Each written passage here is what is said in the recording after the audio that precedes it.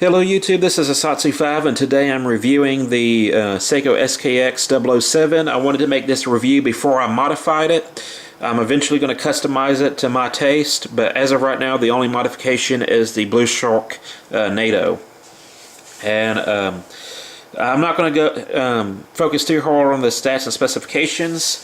Just know that it's like a 45mm stainless steel case, Hard-X crystal, Japanese movement, and it's heavily loomed. This is a diver watch, and it was made for scuba diving.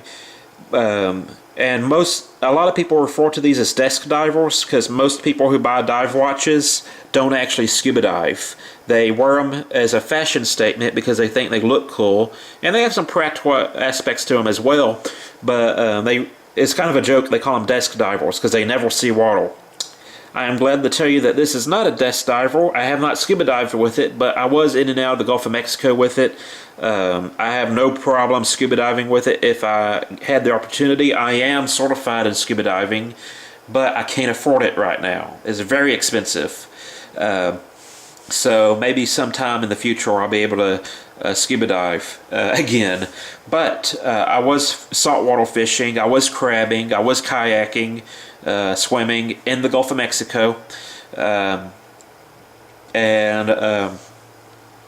this was on me 24/7. I never took it off except to adjust the time about 2 or 3 times.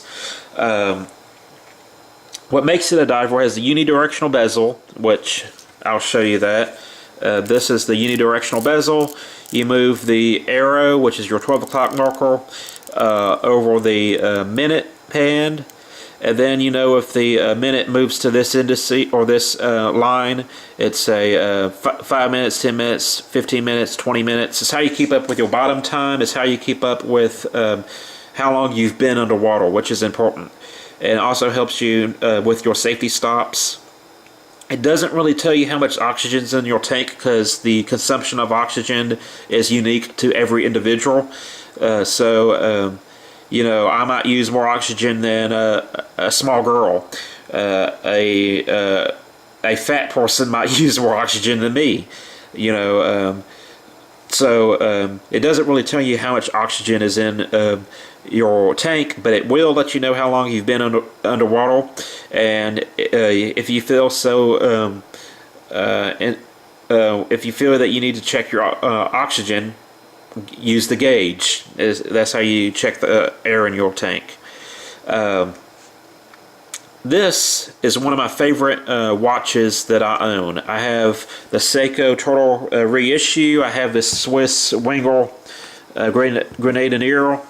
I have some other watches. You know, I have a small collection. I have a lot of junk watches that you know, either don't work or the band's broke on them, whatever. And I have some pocket watches.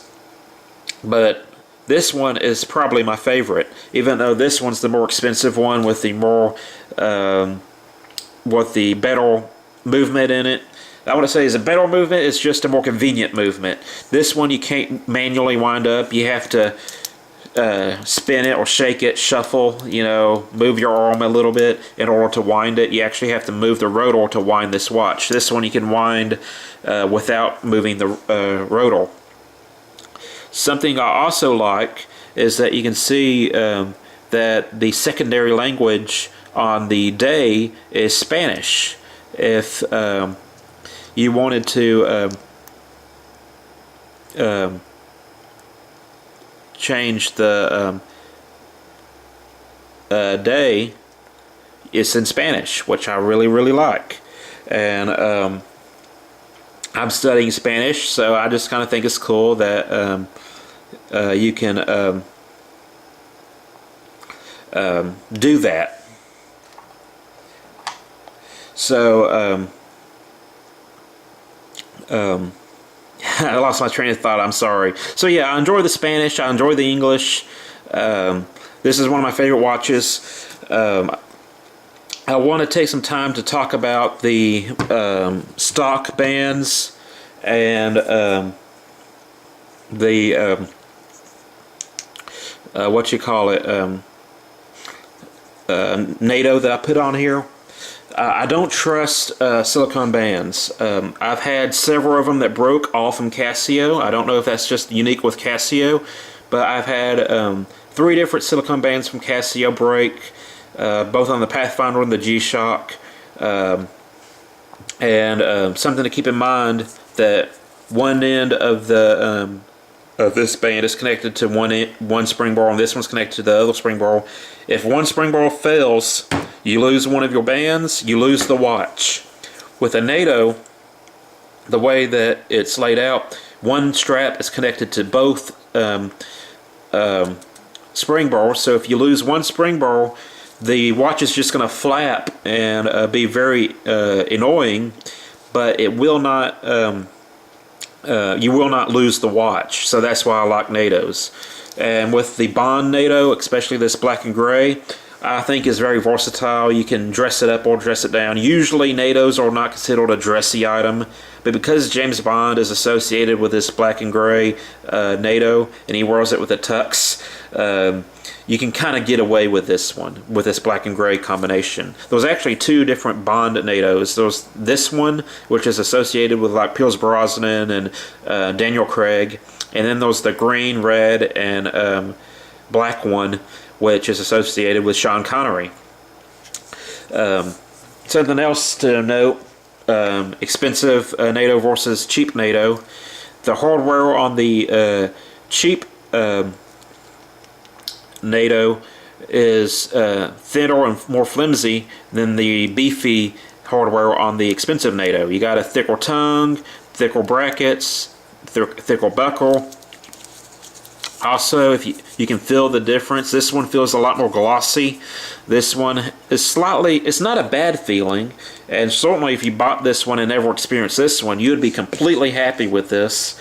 And I promise you, if you buy one of these cheaper NATOs, you won't be disappointed for the money. But this is a superior product.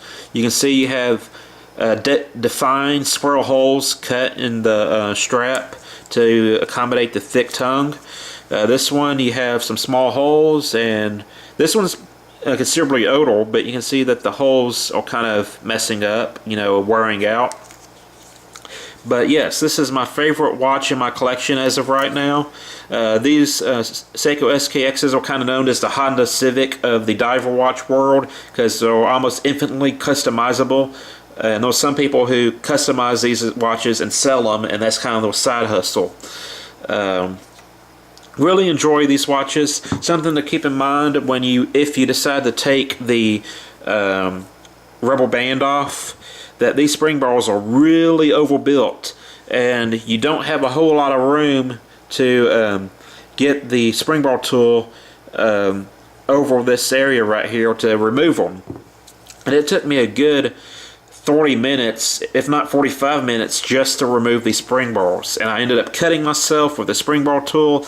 It was very, very difficult to remove these spring balls, but to me it was worth it. I love the way it looks. I'm happy with its performance. Keep in mind, with these automatic watches, they lose time relatively quickly. They're not like a quartz watch, which loses a second every 100 years or so. I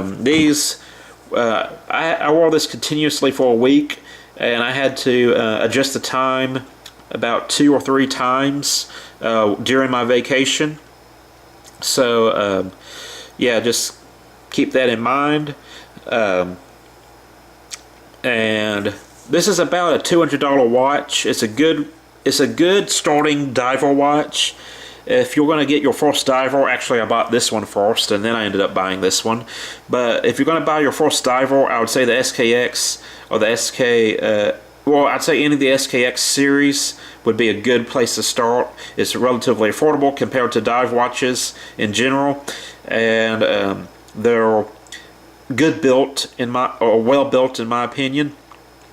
And they're awesome. I'm really enjoying this watch. The only negative thing I'd say about it is that these spring bars are hard to remove, but that's not a bad thing, because you don't want to lose the spring bars. Even though you're kind of safeguarded with the NATO, you still don't want to lose a spring bar if you can help it.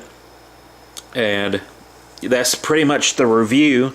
Really enjoy the watch. I wear it more often than my more expensive Seiko, and I really enjoy it.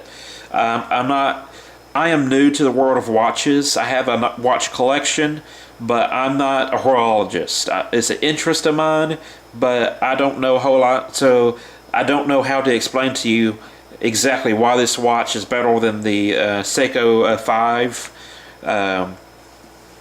But as far as the diver is concerned, this is probably would be a good starting diver for you. If you don't want to buy the really high-end ones, you don't want to buy the really cheap ones, this bed is just right, as Goldilocks said. So this is the Goldilocks watch, in my opinion. So that's it. I hope y'all have a great day. I'm wearing my Seiko skx007,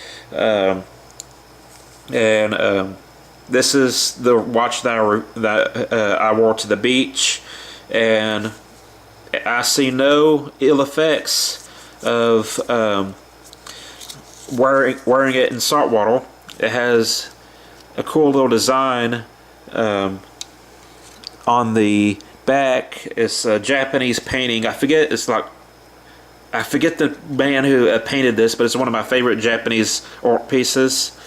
But their Dive series has that stamp on the back. But that's it. That's my watch review. I'm very happy with it. That's it. I'm a Satsu 5 and I'm out.